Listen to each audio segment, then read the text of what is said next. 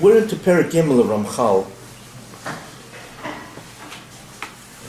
We are into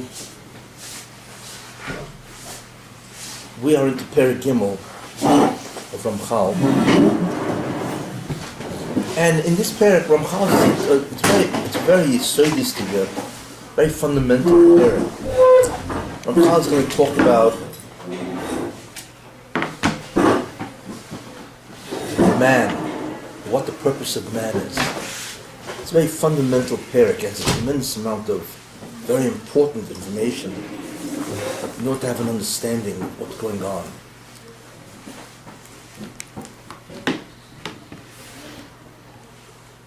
So the Ramchal says that, as I have said, Kvaras Kazuchanu says,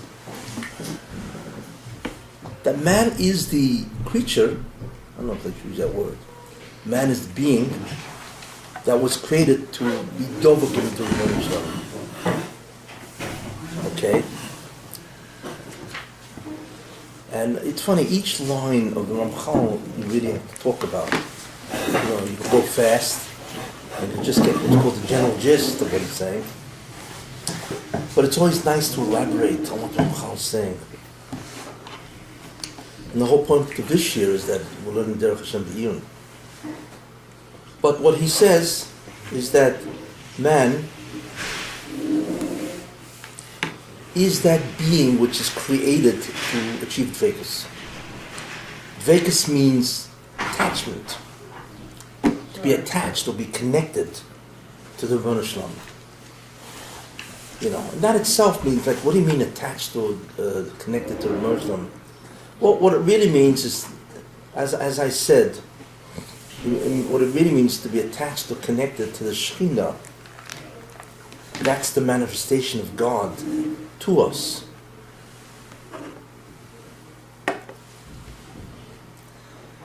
To us is the Shekhinah itself. If you really think about it, which is, I think, interesting, reality is that which is, which means that which has existence. That is reality. But there are different dimensions of reality. If we start from the lowest level of reality, we would talk about, there's a physical universe. There's a universe, it's physical, obviously. What does a physical universe mean? It means it consists of energy and matter in all the different forms of manifestation. What would be atoms, and then there's molecules, and then there's compounds, mixtures, and so on. And of course, there's space-time. I once mentioned that the fundamental ideas of this universe, there are 7 seemingly fundamental ideas of this universe. 7 fundamental elements.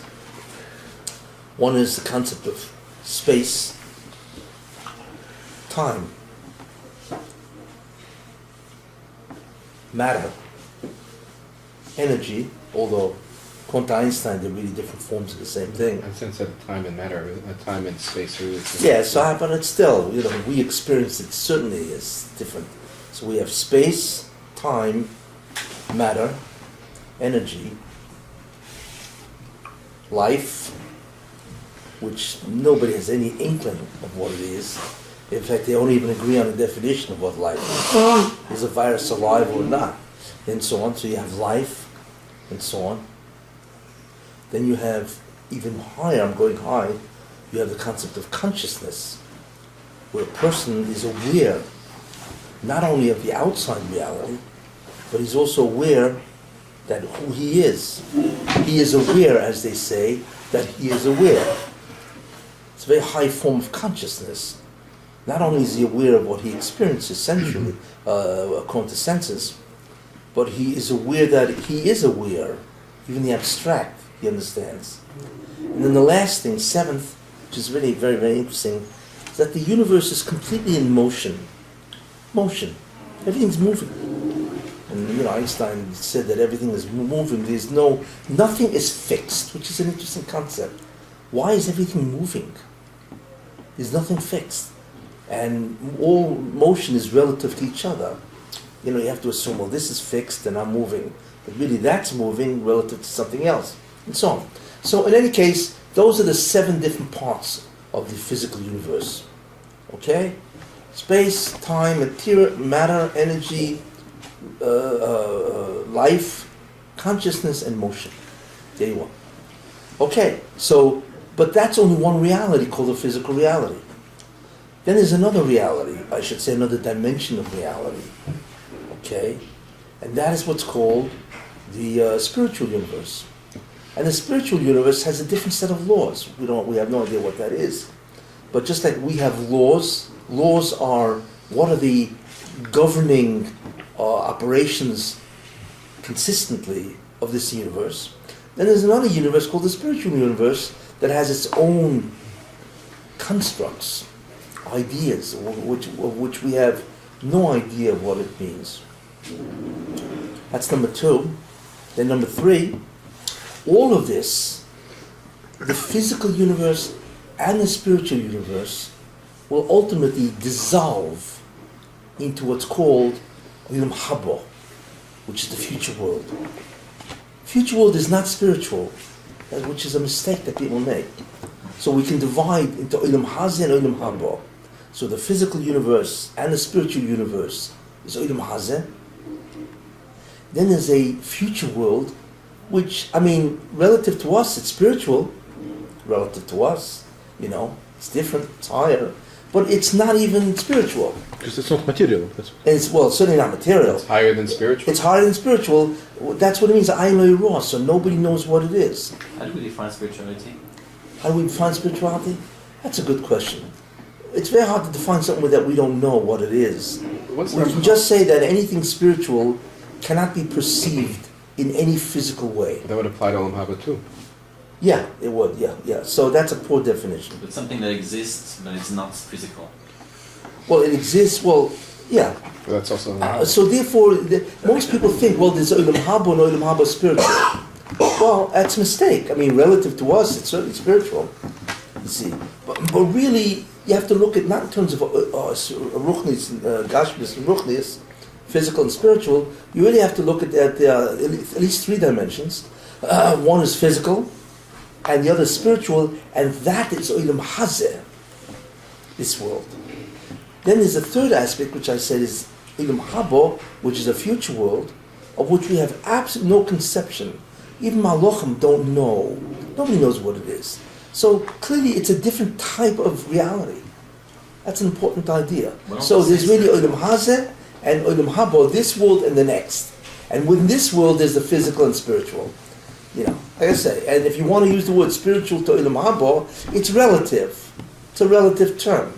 But it's not really spiritual in that sense. We could say it's not physical, but then the spiritual universe is also not physical. But Olam Haba is different.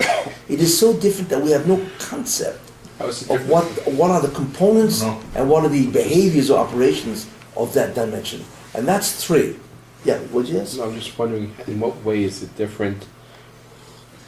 In other words, we know that spiritual. Yes, in what spiritual lies is the not distinction? Where's the distinction between Olam Haba, even in a Good question. I will attempt to answer that. And that is, so far we have 3 different realities, right? Then the 4th reality Was third? Material, spiritual was third. There's the physical, the spiritual, and then the future world. And right? Okay, so we have 3 different realities. Then there's a 4th reality. What else? What else is there? Wow, right? That's called Shechina. The Shechina. It is the manifestation of God as He, like I say, as He manifests Himself to us. It is the knowable concept of God. Knowable. Knowable in the sense that we are aware of His existence, although we have no idea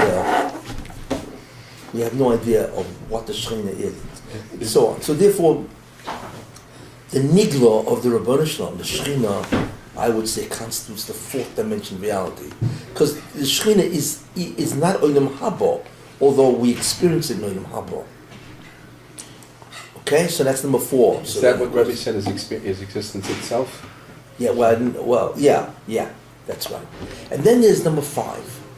And number 5 is God in in and of who he is be'atzmoi, the Shekhinah is not the Rebbeinu Shalom in that sense. It is a manifestation, or is something that we can know that he is. But even that which we know isn't him, really. He is not knowable. It sounds funny. The Rebbeinu Shalom is not knowable. Very strange concept, that he's not knowable, And that's why it says, like I once explained in the beginning a long time ago, Loi demiyah tehillah. If you want to praise God, what's the best way of praising God? Silence. I don't know. I mean, we pray because praying to some being means we know of his existence. But the Rebbeinu Shalom is not really knowable. The concept of knowable doesn't apply to God. So therefore the Rebbeinu Shalom had to create the concept called Shekhinah and the concept called he's knowable. You gotta think about these things. They're very, very abstract. But I think we can grasp them. So therefore, there are 5 realities, so to speak, that we can think of. So the Ramban now mentions that the whole tachlis, that man is a being that is created to be dovok, to be attached to God. Now, attached to who? Well, it's not atzmusoi, because that's not a noble thing. It's not the Rosham whoever he is not experienceable. That's it. But the Shekhinah is what we experience. And in Olam Haba is the experiencing of God, Shekhinah. So as far as we always talk about the Shekhinah, we don't talk about Atzmusoi, the Rebbeinu Shalom, which is called the... And remember one thing, the Shekhinah, Ein Sof is the Shekhinah. When I talk about Atzmusai, I'm not talking about Ein Sof, the infinite one. Any term we use to refer to God is always the knowable God. That's it. And so on. So Ein Sof, which is what they call the Ein Sof and so on, that is a manifestation of the Rebbeinu Shalom, it's really a nivra. The Rebbeinu Shalom is not Ein Sof, nothing. It's not knowable who and what he is. Rather lofty. I always get a kick out of those people. How infantile people are when they talk about God. Is God a man or a woman? Which is it's a debate. Is he a male or female? That's very interesting. Is God infinite? Is God? That's why you think of religions. Like Christianity, where they talk about God. That there's a man that is God or something. Whatever happened to the intelligence of man? How they schlepped God down into a physical being? It's absurd. That's how, and I always told you what the essence of Christianity. What Christianity really is, it's paganism with a Jewish veneer. You ever go to a window shop? You go to a store, it's got a window with all kinds of, it's been set up very nicely, and then you go to the store and there's all of a sudden there's something else, It's paganism with a Jewish veneer. It's a front. Christianity is fundamentally a front to get people in to something that makes more sense than paganism. That's all. There's reform. That's, what? And then there's reform. And then there's reform. It's also with the Jewish veneer. Reformed? Yeah.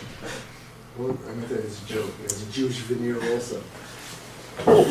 Reformed and conservative and reconstructionist, there are complete aberrations and distortions of Judaism. They're not. Christianity is not a distortion of Judaism. It isn't Judaism. You see, it's a difference. It's paganism. But the other so-called, segments, they're just incredible aberrations and distortions, because they don't believe in a Trinity. I'm not even sure if they believe in God. Some of them are good. Reconstructionists, I don't think, believes in God. Whatever, but it's an incredible distortion of Judaism, aberration, as they say. Anyway, so we experience a Shekhinah Olam Haba. So but the question is, dvekus is a physical term. It means to be attached. The real question is, what do we use the word attachment? What does it mean? Well, attachment simply means that you are in such proximity to another being that you have some type of knowledge of that being. That's what it means. When you're next to somebody, you have the greatest knowledge of that being because you are experiencing that being.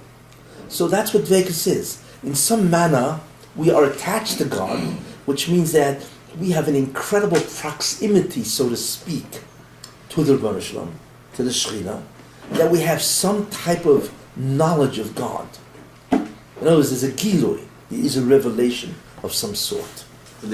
And I had mentioned a long time ago that the revelation is the experiencing of existence itself, being itself. We have no idea of what that means. I mean, I once explained, right, that existence itself increases, which is impossible because existence has no degrees. You, as they say, you either is or you ain't, in correct English. You either exist or you don't exist. There's no in between. There's no degrees of existence. Doesn't allow for degrees and so on.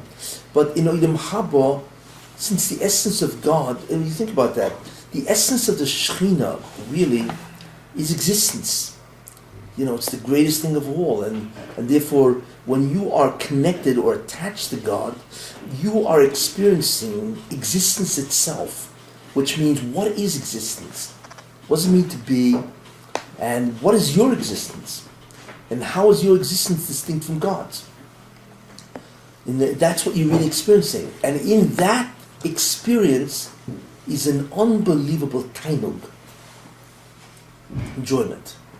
It's all of a sudden, when you experience and you have knowledge of existence, and therefore you exist more. And as a result of that, there's an incredible pleasure to that state. That's about the most you can say, really, and therefore that's what Derech says. You don't connect to God, you don't touch, we're not touching the Shekhinah. But the attachment is a metaphor that says that you're attached to God, and therefore you're experiencing a knowledge of God is beyond comprehension, and therefore it is just an unbelievable state. That's really the most you can say, The Ramchal does say in another place that there are other ta'anugim going on. There are other pleasures going on, which is mashma. There are other things going on, like even this world. There's many different forms of, many different sources of pleasure. There's no question about that. There's hundreds of sources of pleasure, and everybody's trying to get them. That's what this world is all about, to try to get as many sources as possible, before they go and so on, So there are other sources of pleasure, but all of them is not the real pleasure. The real pleasure is dvekus, is to be connected to the Moshe himself. And that obviously is shleimus, is perfection. You can't get more perfect than the state in which you are completely familiar and knowledgeable, and you actually experience a greater existence. That is the greatest perfection of all. You think about that. And we don't know what that means. We don't know, obviously, what that means. So, okay. So man is the being that is created for that purpose. Important, very important idea.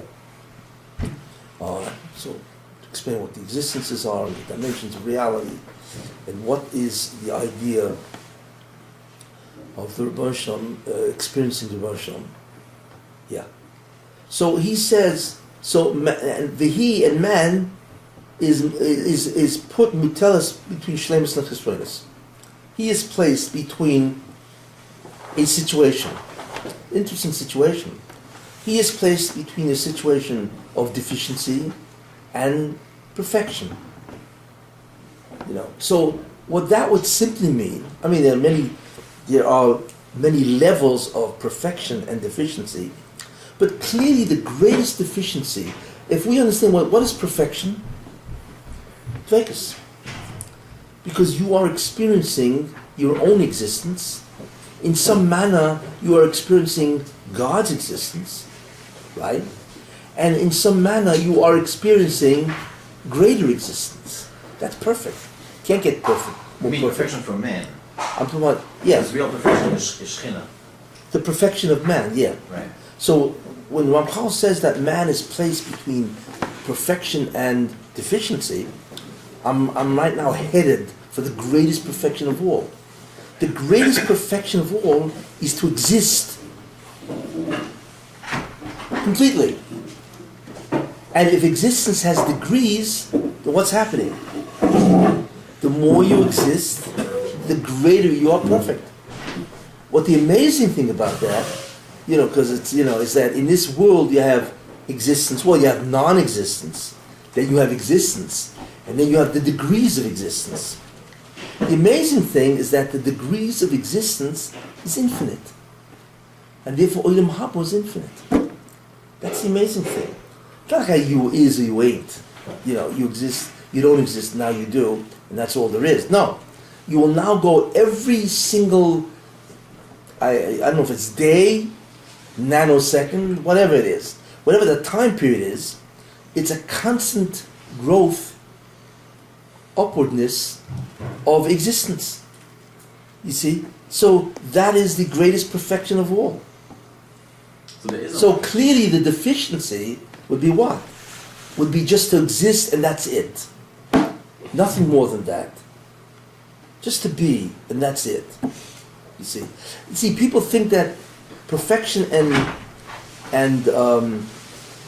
chesronos is the type of being you are.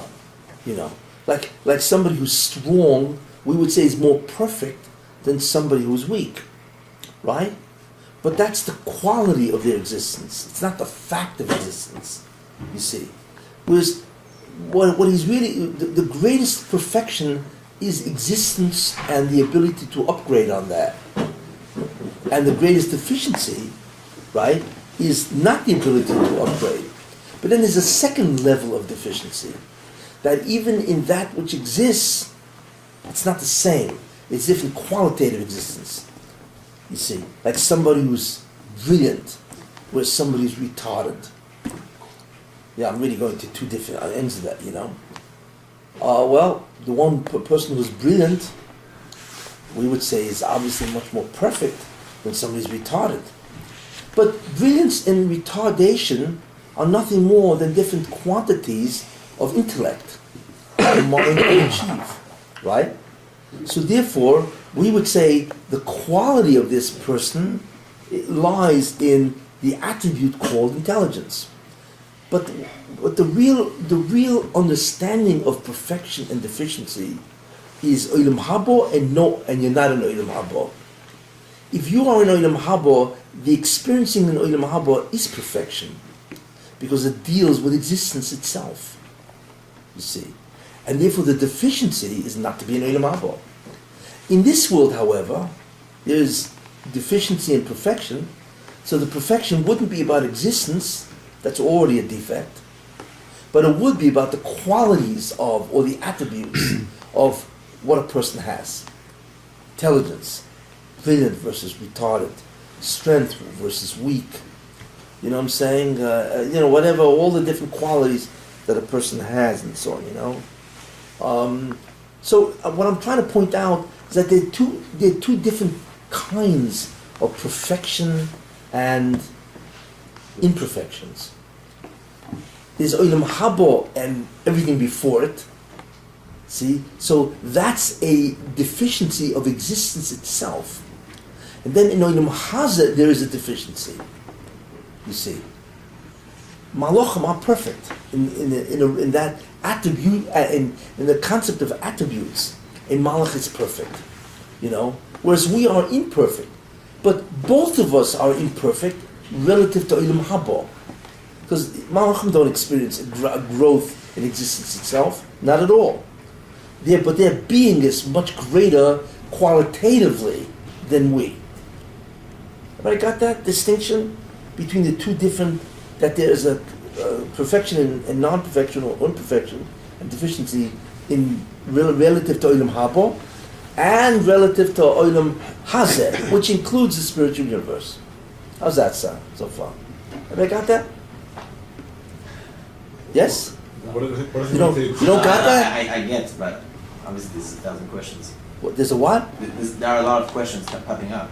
Well, I'm sure give me one. Well, one of it is, in Olam Haba, you said that we keep on experiencing more and more experience, more and more existence. So then the first day in Olam Haba is called, not called Shlemus, since the next day is going to be more of it. So, fine, okay, but once you tap into existential growth, then that's perfection.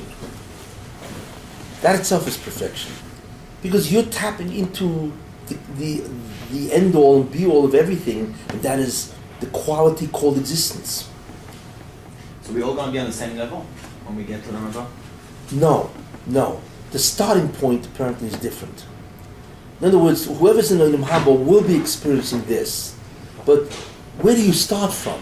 If you start from a higher point, then you are going to have a much greater kind of enjoyment than the guy who starts lower, even though you're both in the same ladder, so to speak. And why does it have to grow from time to time? Yeah. Why can't you just experience the same thing infinitely? Like, why does it have to keep on growing?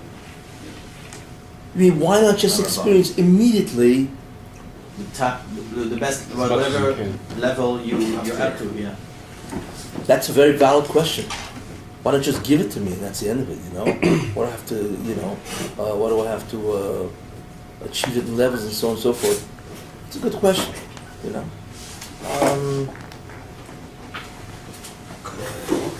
Is that a given? Perhaps not, perhaps. If you really think about it, the only being, but let's assume God would give it to you right away, as we said. Let's assume the experiencing of levels of existence itself would be immediate, or rather, not in levels, but immediate. Yes? What would you be? What would you be? What's the answer to that question? You would be God? You'd be God, wouldn't you?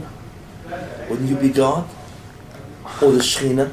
That is the Shekhinah, in that sense. Oh, you mean the highest level? Is Shekhinah, yeah. We're never going to get to the highest level. No, well, his question is why not? Why can't we do it? Go ahead.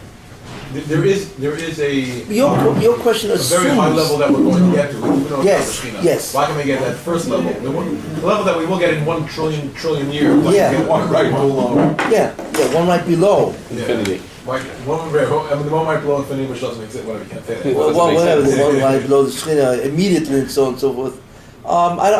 That's a good question. I don't really know. I have no idea what that would be. Imagine to have a level of existence, one level below the Shekhinah. What does it mean to be different, to expand your level of existence? That you actually exist more. What does that mean? You either we don't know what it means because we don't know what dargis in existence is. We don't know what that is. I mean, you can't in this world. You can't exist more. You can exist longer. You can have a longer existence. I mean, you can't exist more. Like I said, you either exist or you don't exist. I mean, what's the recur for this concept? It's because we have existence. Yeah, that we're going to grow our existence. It answers many questions. Why is the Muslim? What's the name of God that we know of? That's the shit you gave earlier. Yud K. That's the shit I gave earlier. Yud K Vav K. Yud K Vav K is his name, right? Where does it come from? What verb? Liyo is to be. Why would the Muslim name be, being? That's really what it is. My name, when Moshe Rabbeinu said, what do they call you? So he said, hey, okay, forget the future tense, I will be. But what kind of a name is that? What's the answer here? I will be, whatever, I forget the drasha. I will be with them in the future goal. It's just like... Some people say it's actually not necessarily future, but he was saying, in Dikduk, he was saying, just like, when we talk about HaKadosh Baruch Hu, it's him, the Yud is him. When he talks about himself, it's the Aleph of the... when you talk about yourself, you have a prefix of an aleph.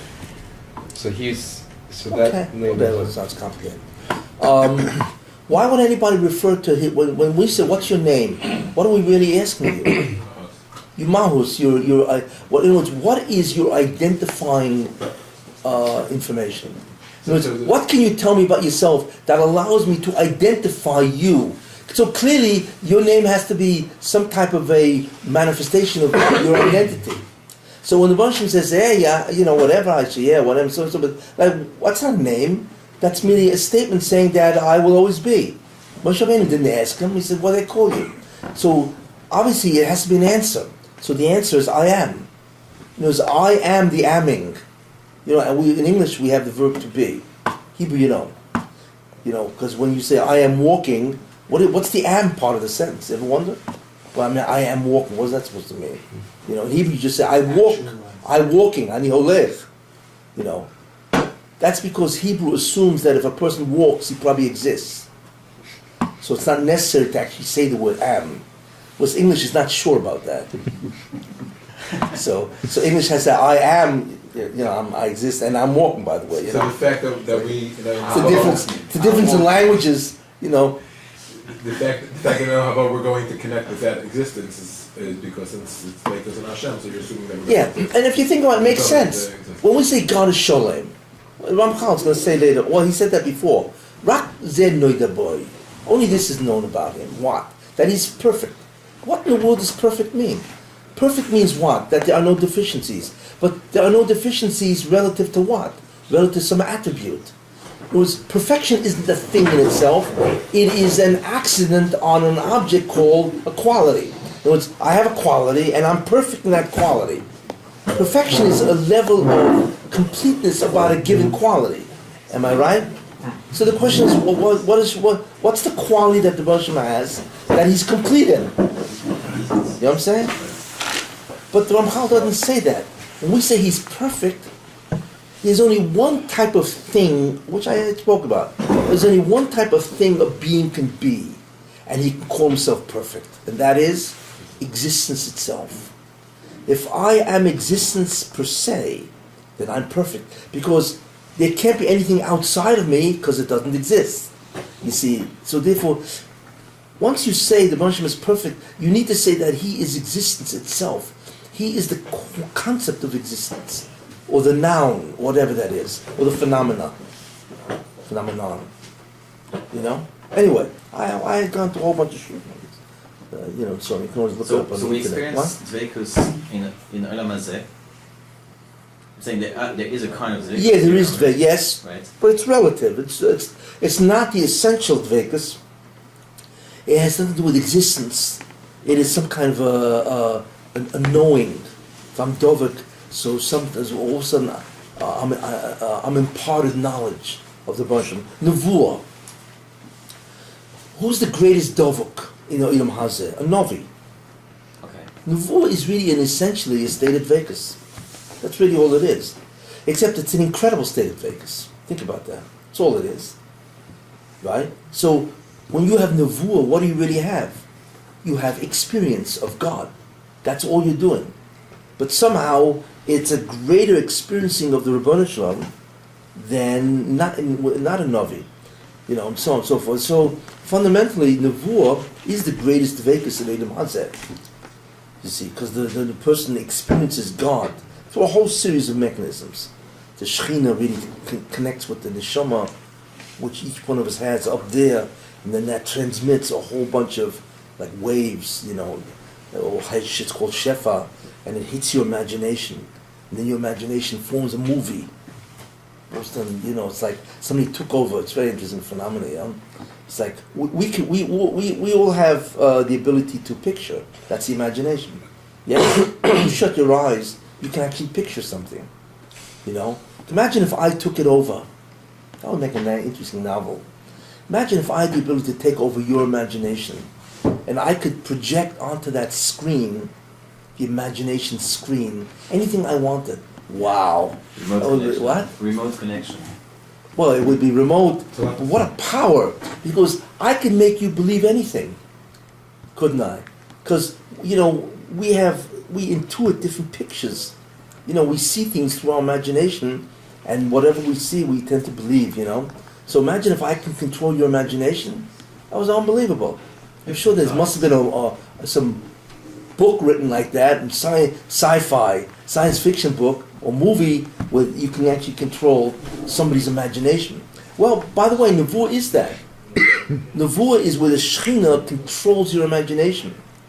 But obviously what you see is incredible, because not only do you see something, but you experience the appropriate emotions that sight gives you.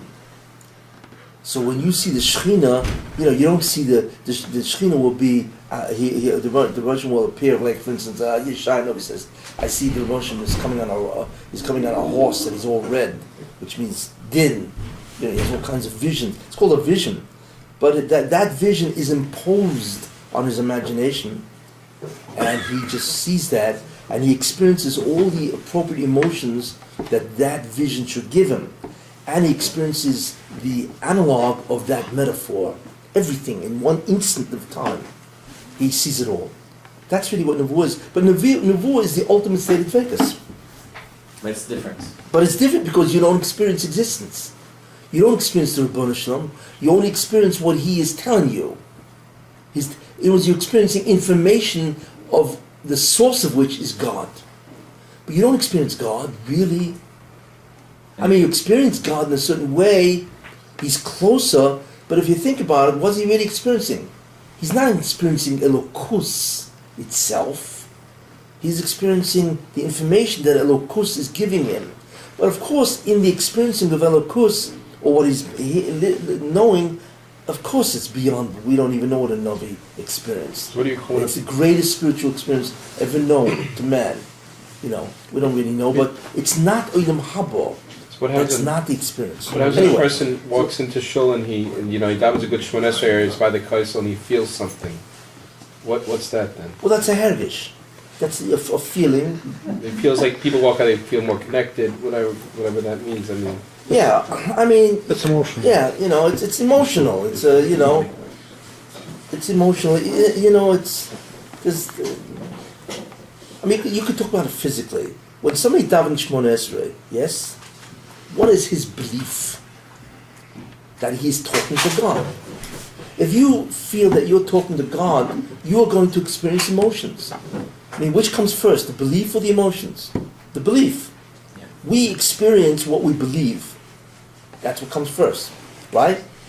So therefore, if I believe I'm in contact with the Ribbon Shalom, that I'm standing in his presence, which legitimately you are, not literally, but figuratively, it's as if you're standing in presence, that you are petitioning to the Ribbon Shalom himself, and so on, then you will experience an emotion. You will get what's called an emotional high. At least we should get a high, right? Gan Eden is also Nevuah? No. Gan Eden and Nevuah, well, you're not a Novi in Gan Eden. Basically you're dead. So you're not a Novi, but you do experience... I'm aware of that. Yeah. But basically you experience the Ribbon Shalom. Not necessarily. Some people when alive. Yeah, but that's... But what is it there? It's called, literally they're dead. No. Figuratively they're dead. Literally they're not, because they went up with their body. But, the absence of life on earth, so in that sense is death. Whatever, you know what I mean. Olam Haba is infinitesimally pleasurable. It's incomprehensibly, I don't use the word infinite because we don't know what infinite is, but it's incomprehensibly pleasurable, yes. I don't know if there's a connection with what I'm thinking, yet according to what I read in the Ramchal, Nevuah was always a very unpleasant experience for the person. Unpleasant? Unpleasant, right? Why would it be unpleasant? Get dizzy or throw up, or somewhere I read. Throw up? Sounds like having a seizure. Wait. Nevuah is not a seizure, and therefore does not require a neurologist to cure. No, when someone... That's an important idea. What? Okay, I'm mistaken. Somewhere I thought I read when prophecy came through an individual... No, here's what happened. Physically I didn't want to get into it, but here's what happened. No. It's not a seizure. You don't throw up. It's not a disease. Right? Doesn't need the care of a doctor. Because even if a person is a Navi and he goes through it's not covered by Blue Cross. Anyway, the Nevuah is what most people did. What most people, when all of a sudden they would be privy to the Nevuah state, right? What they would do is fall down on the ground. Obviously, they wouldn't bump their head and so on and so forth. They would fall down and they would just lie still, right? And what would happen is very interesting. The person was fully conscious, except he was in complete paralysis. Right? It looks like he was asleep. but he wasn't. He was in complete paralysis while on the ground. He would lie down, which means he couldn't move anything. You know what it's like? There's a disease. I forgot. It's called shut-in. Something like shut-in syndrome, where the person is completely paralyzed, yet he's conscious. There was a guy who wrote a book that way. It was some editor of a magazine in France. And what happened was, I think the vertebra broke or something like that. I don't remember how, maybe he fell. And all of a sudden, his brain got disconnected from his body. But apparently he was still conscious. So here's a person who is completely paralyzed. He's not a quadriplegic, he's worse. Completely, yet for this guy, for bizarre reason, he was able to blink. That was the only motion he had in his body left, blinking. So what was amazing is he created an alphabet that if he blinked once, like that, it would mean A. If he blinked twice, it would mean B. And he wrote a book. Not he, they were able to figure this out, which is astounding. And he wrote a book of what he was experiencing. And it's called a shut-in syndrome or something like that. So in a certain sense, nevuah, you're like that. The difference is that the paralysis is compelled. And what happens automatically is the Shekhinah touches. The Shekhinah touches, is mizdabek in the neshama, or rather in the shurish of the neshama. Because we have a neshama that goes up. We have 5 chalokim to the neshama. And the Shekhinah, whatever that means, connects to that neshama, and it sends down what's called a gilui of a shefa, some incredible divine influence, whatever that means, and it goes down into the neshama, which is amazing. It's transferred from all the chalokim in the neshama, and then it hits the guf.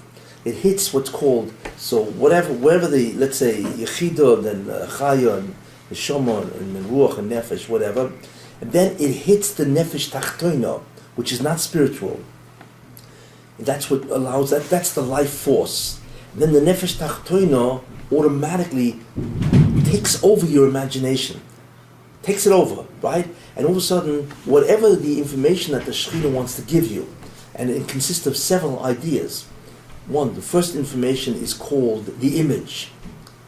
You actually have an image of the Rebbeinu Shalom, but it's a metaphor of what the Rebbeinu Shalom wants to, like the Yeshaya says, I've seen the Rebbeinu Shalom come on a horse, he's all dressed in red. And all the vision and so on, the person is looking at a movie, but his imagination is a screen that is now taken over by the message of the Shekhinah, and it goes down the neshama into nefesh tachtoina, and all of a sudden, and this person is looking like he's sleeping.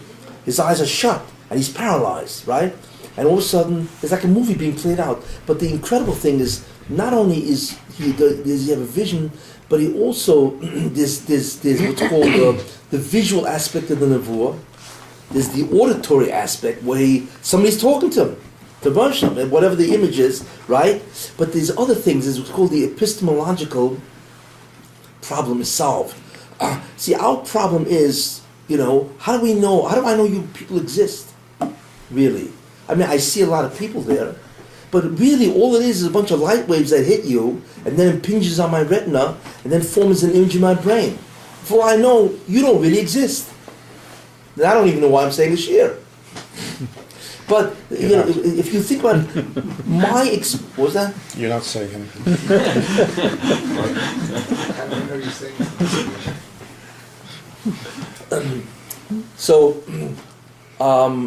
So the problem we all have is the certainty of the reality that we experience. We don't really know what's out there, really. All I know is that my brain is sending me images to my intellect.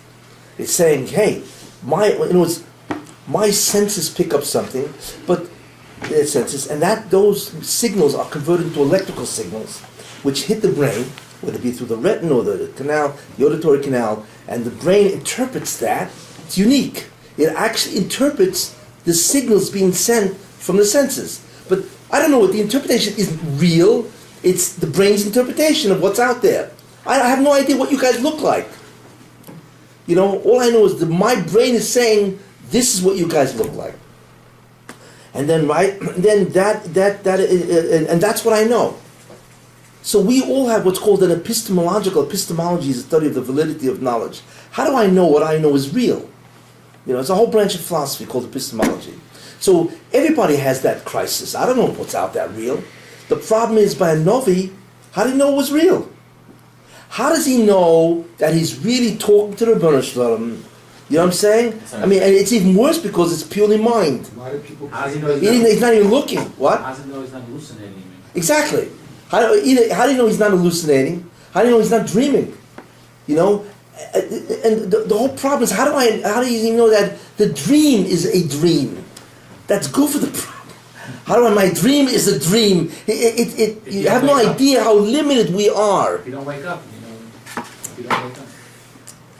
No, but even if you don't wake up, you still have the problem of epistemology, the validity of the information.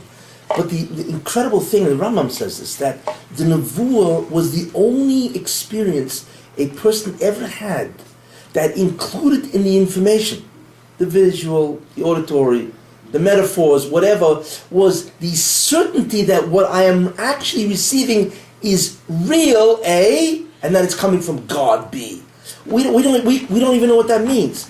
No information is certain, because that's the limitation of our being. But a Novi was transcended that crisis of the reality of what he sees. And we don't understand what that means. Because the problem was, obviously, if he didn't, he would wake up and say, I don't know what I just saw. How do I know it was real? Could have been just I had a seizure. The guy said he had a seizure. And he just had hallucinations. So not only was the information in whatever form, but there was the validity of that information was absolute.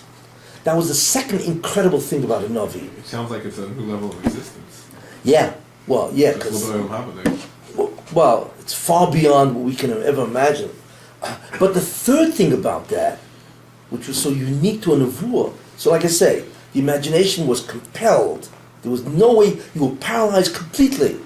And the imagination was taken over, all your, and the information came directly from the Shekhinah. That's the concept of Navi. Ruach HaKodesh is different, by the way. Not the Ruach HaKodesh that Tzaddikim have. The real Ruach HaKodesh that Rabbi Akiva and the people went to paradise. But when I get to Ruach HaKodesh, but the Navi had a true communique from God. 1. 2, he was paralyzed completely. 2. 3, he was incredibly awake within his mind. I mean, nobody would know that, that's number 3. Number 4, the information was, it had a video, auditory, experiential component to it and so on and so forth. Then you had the validity was absolute. But what was also incredible is he didn't have to ask himself, well, how do I understand this? No. The image came together with its interpretation. Instantly. Means he knew exactly what that image was trying to tell him. It was beyond belief, And then, besides all that, the Navi experienced a tainug, which we cannot master. Because whenever you experience the Shekhinah, the tainug, the pleasure, the joy was unbelievable. Because he was experiencing a much greater gilui of the Rebbeinu Shalom, revelation of God's presence. It was something the greatest tainug of all is Nevuah. It's not just in the information and so on, that God is revealing to you secrets or future events. In fact, there were millions of Nevi'im, the times of the Nevuah. If you want to become a Navi, you had to go to school. That's the B'nai Nevi'im. Yeah, actually went to yeshiva called a Nevuah yeshiva, B'nai Nevi'im, and so on, and you would study how to enter the state. But most Nevi'im never had they're not written down, there's only 48 Nevi'im. So what were the other guys doing? The answer is they were receiving unbelievable soidus of the Bria, Kabbalistic soidus. That's what they were receiving. It was an unbelievable Kabbalistic wake of phenomenon. That's really what it was. And that's what a Nevuah was. So you had all of that going together. And then obviously the Navi would not wake up, but he would get up. He remembered everything. It was flawless. Flawless information, flawless knowledge, true knowledge, valid knowledge, and the pleasure was beyond belief. That's why people became a Navi, and so on. and like I say, Nevuah was the greatest form of Devekus that can be achieved in Ilm Hazeh. But it really was a form of Devekus. So, and Moshe Rabbeinu was even beyond that. He was the greatest Novi. He didn't even have to fall down and get paralyzed. He could just look, you just awake, experience this, which is like, the Nevuah of Moshe was the clarity of his vision, because the whole concept of there's an obscurement of the vision itself, even though he knew what it meant, but it was obscure. Was Moshe Rabbeinu claw? It's like literally looking to you ever see resolution? You focus on a camera, and all of a sudden, wow, there it is, no blur. Moshe Rabbeinu had the precision, what do you call that? The resolution was incredible. That's number one. And he was fully awake. And now he didn't have to, and Moshe didn't have to do anything. He would just automatically, Moshe would come to him, and there he was. Which is very uncomfortable for us. It wasn't God appears. Well, that was the problem with Miriam. She said, he separated from his wife and so on. So that was the reason. Moshe said, hey, I can come to him at any instant time, and he's not caught in any position where he shouldn't be doing it. Having this Nevuah. That's why. But it was beyond belief. Could you imagine? Could you imagine conversing with the Ribono Shel Olam, who's beyond comprehension at any instant time? Who understands what that means? And so on. That was the Nevuah of Moshe. And so on. So therefore, that is the greatest state of Dvekus, which you can achieve in Olam Hazeh, and so on and so forth. But even the Dvekus of Moshe Rabbeinu is insignificant to the Dvekus of Olam Haba. It's a place beyond our conception. So do not think that you can't experience Dvekus in Olam Haba, Olam Hazeh. You can, and that's what Nevuah did. When we lost Nevuah, boy, did we lose an incredible thing. Now we have Hasidus. We had Nevuah at Har Sinai, it's Klal Yisrael. Are you a plant by some Rebbe? We had Nevuah as Klal Yisrael at Har Sinai. How was that different? What was that? When we had Nevuah as Klal Yisrael at Har Sinai, how was that different than the two you're explaining, Moshe Rabbeinu and the Nevi'im prophets? Was it different? What, the Nevuah at Har Sinai? Yeah, that we had as a nation. Oh, you mean then everybody died? No, I mean, did we become paralyzed, like the description? No, they didn't come paralyzed. They all died. It was a permanent paralysis. The interesting thing about that, which is really interesting, is the version decided. I digress. No, you're not. You're still in Vegas. I'm still in Vegas. Yeah. This is one line. It's at this rate, whatever. The incredible. I'll mention that. The incredible thing about the first two mitzvahs of the Torah were not given by Moshe. That's obvious. So, but wait a minute. We know that in order for Torah to enter this bria, or rather this dimension, it has to be given through the transmission of perfect Nevuah. Moshe Rabbeinu was that Novi. Why? Because only that type of Novi had total, instant, perfect information. There was no distortions. You see. And so therefore, wait a minute, if the first two mitzvahs were given to Klal Yisrael without Moshe, that means the Nevuah of every Jew was Moshe Rabbeinu's Nevuah. Amazing. There had to be, or else we could not receive a mitzvah unless the Nevuah was the greatest type of transmission, the highest level of Nevuah. So therefore, for those two mitzvahs, everybody was Moshe Rabbeinu. It was astounding. The problem they had was they couldn't tolerate it. Moshe Rabbeinu was used to this. They were slaves in Egypt for 210 years. And so on and so forth. They could not tolerate that Nevuah, so they all died.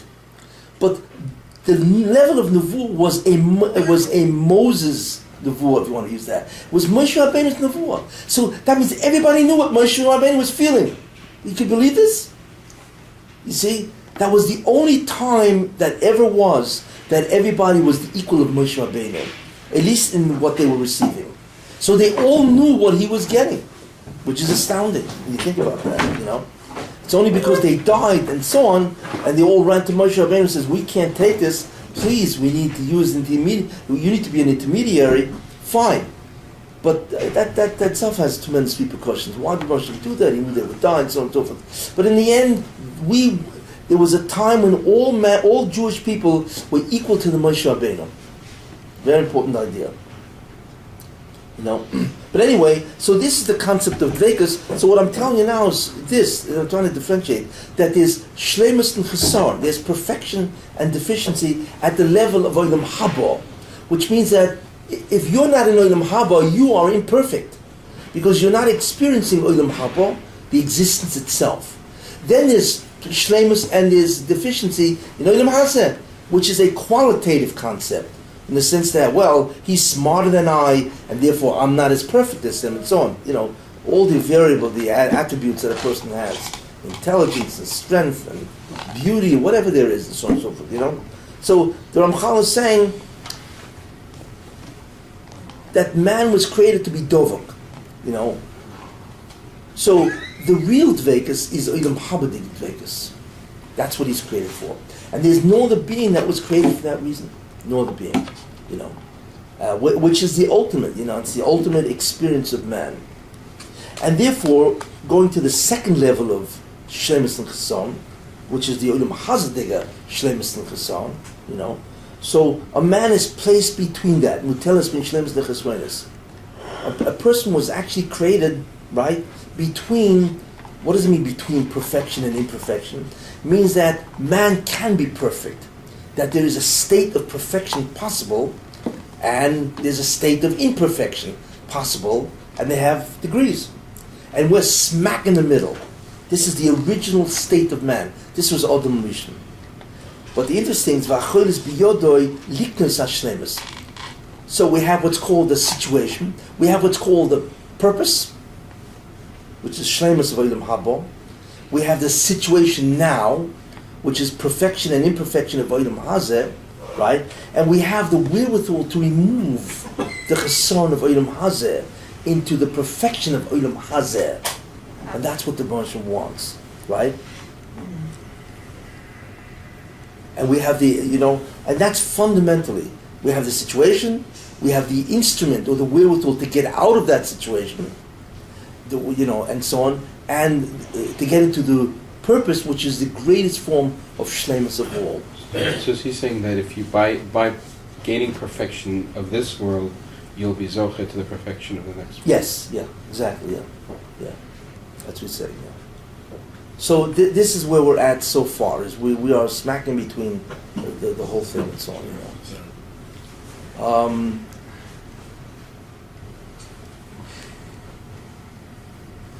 Then he adds, which is we'll talk about, but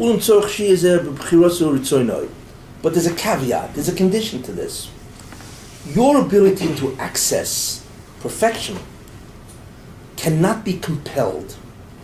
It has to be because you wanted to access perfection, which means that you have to be the cause of perfection, or you have to be the person responsible for the perfection, even if you didn't cause it. There's a difference between responsibility and cause. Cause is a direct cause, whereas to be responsible is an indirect cause. So that's what you have to be. This is the condition.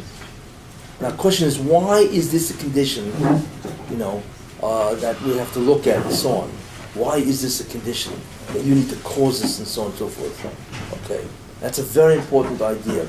So the next time we get together, I want to talk about Bechira, free will, because it's a very important, obviously, condition.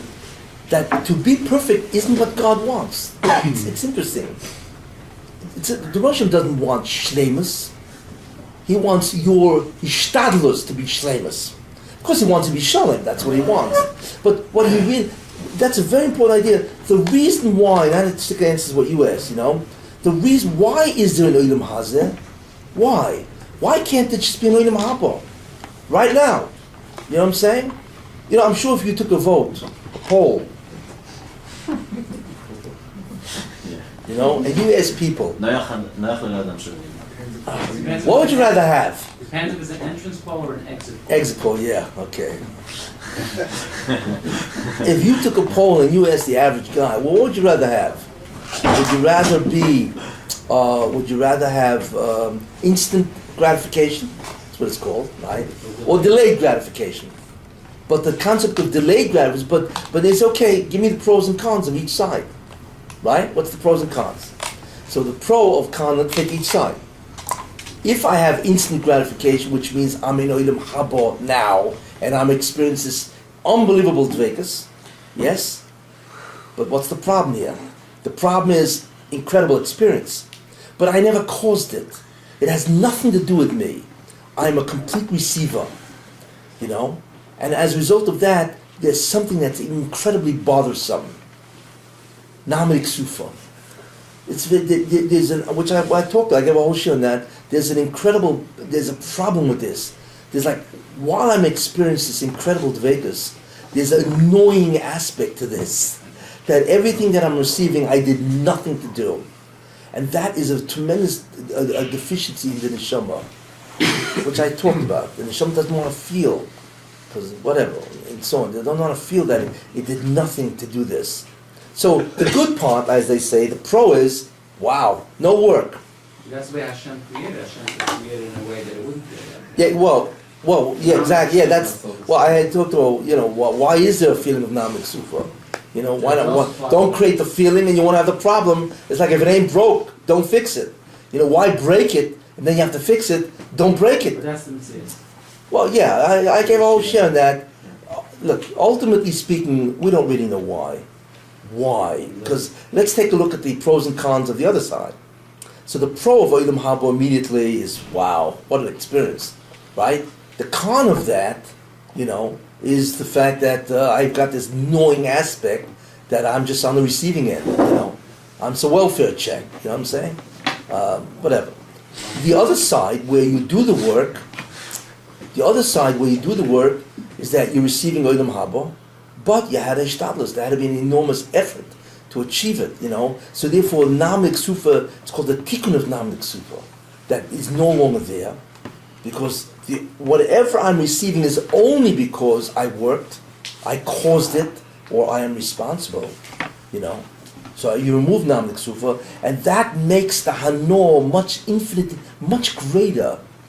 We don't understand why, but that makes it much greater, maybe you could say infinitely greater, that the neshama doesn't have this Namlik Sufa, this bread of shame. What's the flip side? What's the con? The con is this, that if you don't endeavor, you are finished. That's the problem here. It's a risk. It's gamble.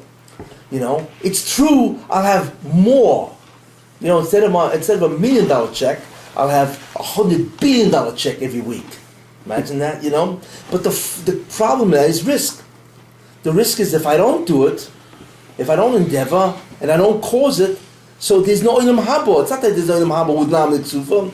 It's like an either or all or nothing, There's no so that this is the problem. So which would you rather have? Instant gratification at a lower scale, or gratification, a delayed gratification, but at an infinitely greater scale. However, risk that if you don't endeavor, no good. But I have to add one thing. That the Baruch Hashem is clearly well aware of this problem. Well aware. And what the Baruch Hashem did, he says, okay, I'm going to really help you out. I'm going to assist you. And there are many assisting devices that we all need, and ultimately we get into Olam Haba. And the assisting devices are all kinds of ideas. One of them is called Rachmanus, compassion, where the judgment is suspended. Another is called Hayichod or Yisurin, the fact that Yisurin is going to help us get in. Tshuva and Yisurin are assisting devices, by the way. That's really what they are. So you have Rachmanus, Rachamim. You have Erech Apayim, which is nothing more than delayed Rachamim or extended Rachamim, right?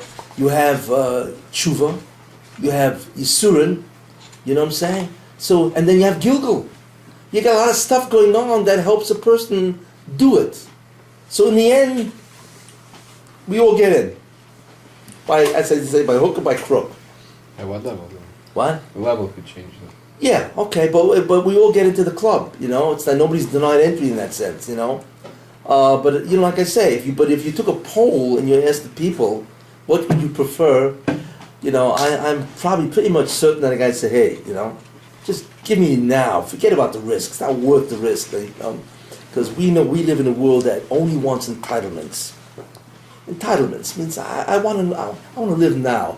Okay, so I won't be so much I know. I'll live. What's the difference really? As long as I get into the club and I'm enjoying myself, okay, so better. So which is better? It's like the stock market. You take a risk, but if you take a risk, the returns are much greater, But at the same time, you can lose everything. Or you go into the bond market, whatever they call that, right? The CD market, where there's no risk, hopefully not, unless the feds go broke, which is not just pretty. Anyway, unless the feds go broke, but it's a low interest. What are they collecting now? 2%, 1% interest. It's ridiculous, So it's the standard. This is the standard structure and so on. Okay, fine. But the Russian, obviously, he felt that this was the better way to go with all the assisting devices. That's really why. You have all the assisting devices, and that itself is a whole limud in itself. What are the assisting devices? How do we take advantage of them and so on, Rosh Hashanah is an assisting device that we know there's a judgment. So hopefully we can get our act straight together because we know we're being judged. It's really an assisting device. If we didn't know that, we'd say, hey, we don't know what's happening. So we can go our whole life without even thinking about doing tshuva. So there are who knows how many assisting devices that will get us into Olam Haba. But the beauty of it is there's no Namdik Sufa. You see? So we'll get into Olam Haba without a Namdik Sufa, and the experiencing will be infinitely greater. And so obviously the Russian felt there's a better way to go and so on and so forth. But remember, if it's delayed gratification, it's not just the risk, but there's an incredible amount of evil, because then evil becomes part of our experience. Because that's the shlemus. Well, why would there be deficiencies? The whole concept of perfection deficiency, which is Olam Hazeh, all of a sudden, Chesson means what? Evil, bad, terrible. All the things are part of the situation that we have to be in order to overcome these situations and get Olam Haba. It's not an easy trip. What can I tell you? What can I tell you? But anyway, that's the situation we're in, and we try to do our best. Anyway, so any questions? Yes. Well, I can't believe I only covered 3 lines. Where does I asked this question? But there's a lot of ideas. I hope I give you a lot of ideas, a lot of fundamental information that you need to know to begin to form an entire structure, a Judaic structure of what it's all about. Yeah. Where does Gan Eden fits in? Where does Gan Eden fit in? Fit in, yeah. Gan Eden is tied to the whole concept of death. If there was no death, there would be no Gan Eden. There would be, no? Adam HaRishon was not in Gan Eden? Well, I'm not talking about his existential state, but I'm talking about the Gan Eden of today. Gan Eden today is a repository of neshamas that are waiting to come back. It's a holding place. That's really what it is. So that Gan Eden of what we know today is a repository, is a way station for neshamas, because there is no Olam Haba yet. The problem is no Olam Haba yet. So what do we experience there? A me'ein Olam Haba means, because I'm talking about, well, there's a Gan Eden. Once you're in Gan Eden and that's where you stay, so you do experience based on your life here. There's something going on there. Obviously, there's tremendous experience and so on and so forth, but it is not Olam Haba, So it's more than Nevuah, or it's less than Nevuah? much more than Much more than Nevuah. Not even comparison. See, remember, Nevuah in the end is the greatest spiritual experience of Olam Hazeh. No, I'm talking about Gan Eden. Gan Eden is Olam Hazeh. Is Olam Hazeh. Olam Hazeh, correct? Yeah. So Gan Eden is also much more than Nevuah? Yeah, much more, sure. Because it's a true spiritual experience. Whereas even a Novi had to experience the Rebbeinu Shalom through the body. That automatically limits. Gan Eden is Olam Hazeh. Gomoin is Olam Hazeh, yeah. It's not Olam Haba. Right, but it's in the Neshama. There's no goof. There's no goof, but the Neshama's there. Olam Haba doesn't exist yet. That's why it's Haba. We need to create Olam Haba.